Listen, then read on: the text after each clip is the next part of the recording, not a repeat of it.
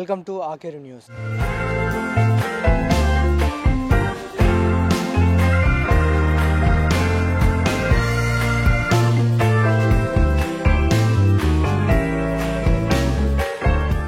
ప్రజలు చికెన్ తినాలంటే హడలిపోతున్నారు.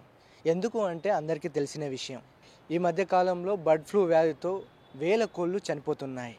దీని ప్రభావం తెలంగాణలో తక్కువగా ఉన్నప్పటికీ ఆంధ్రప్రదేశ్లో ఎక్కువగా ఉంది. అసలు ఈ బర్డ్ ఫ్లూ అంటే ఏమిటి, ఇది ఎట్లా వస్తుంది, ఈ బర్డ్ ఫ్లూ సోకిన చికెన్ని మనుషులు తినచ్చా వద్దా అన్న విషయాలను ఉమ్మడి వరంగల్ జిల్లా పశు వ్యాధి నిర్ధారణ ప్రయోగశాల సహాయ సంచాలకులు డాక్టర్ నాగమణి గారు మన ముందు ఉన్నారు. వారిని అడిగి పూర్తి విషయాలు తెలుసుకునే ప్రయత్నం చేద్దాం. నమస్తే మేడం. నమస్తే అండి. చెప్పండి మేడం, ఈ బర్డ్ ఫ్లూతోని చాలామంది ప్రజలు భయాందోళన చెందుతున్నారు. బర్డ్ ఫ్లూ ఎలా వస్తుంది, ఎట్లా వస్తుంది చెప్తారా? ఓకే. ఈ బర్డ్ ఫ్లూ అనేది మనకి ఇన్ఫ్లుయెంజా ఏ వైరస్ వలన వస్తుంది. ఇది ఎక్కువగా కోళ్ళల్లో వస్తుంది.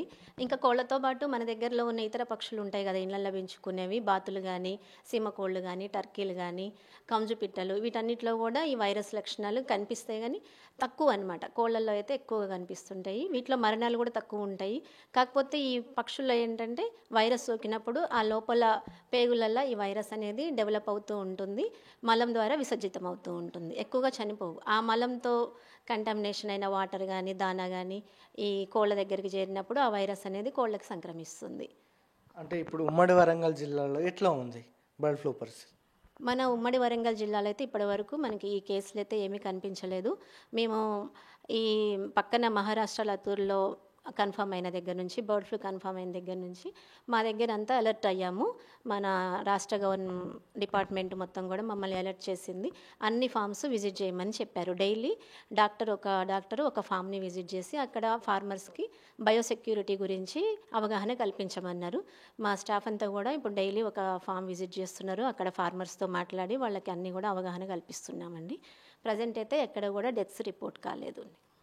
ఇప్పుడు ఈ బర్డ్ ఫ్లూ వచ్చిన చికెన్ మనం తెలియకుండా తిన్నా ఏమన్నా ఈ రోగం వ్యాప్తి చెందే అవకాశం ఉంటుందంటారా? బర్డ్ ఫ్లూ వచ్చిన దాన్ని తినటం అంటే మనము వండుకొని తింటాం కదా, వండినప్పుడు టెంపరేచర్స్ అనేవి మనకి దాదాపు 80-100 డిగ్రీస్ సెంటీగ్రేడ్ వరకు కూడా ఉంటుంది మనం వండుకునేటప్పుడు టెంపరేచర్స్. ఈ చికెన్ కానీ ఎగ్స్ కానీ మనం 74 డిగ్రీల సెంటీగ్రేడ్ కన్నా ఎక్కువ ఉష్ణోగ్రతల వద్ద వండుకొని తింటే ఆ వైరస్ అనేది చనిపోతుంది. కాబట్టి మనము సేఫ్గా తినొచ్చు, చికెన్ అయినా ఎగ్స్ అయినా. అంటే ఈ వ్యాధి సోకిన చికెన్ తినొచ్చు అంటారు? తినొచ్చు అంటే అది వ్యాధి సోకిన బర్డ్ నుంచి మీరు తెలిసి తీసుకోవద్దు. మామూలుగా మనం బయట మార్కెట్లో అమ్మినప్పుడు మనకి తెలియదు కదా, అంటే హెల్దీ అని తీసుకుంటాం కాబట్టి మనం వండుకొని తింటే ఏం కాదు.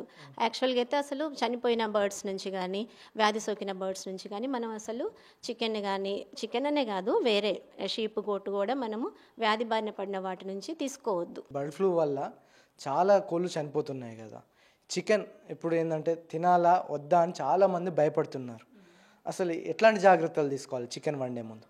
మనం చికెన్ తీసుకునేటప్పుడే అది ఆరోగ్యమైన కోడి నుంచి తీసుకుంటున్నామా లేదా అనేది నిర్ధారించుకోవాలి. మనం చికెన్ సెంటర్లోకి వెళ్ళినప్పుడు అక్కడ ఆరోగ్యమైన కోళ్ళు ఉన్నాయా లేవా అలాంటివి చూసుకొని ఆరోగ్యకరమైన కోడి నుంచే మనం చికెన్ తీసుకోవాల్సి ఉంటుంది.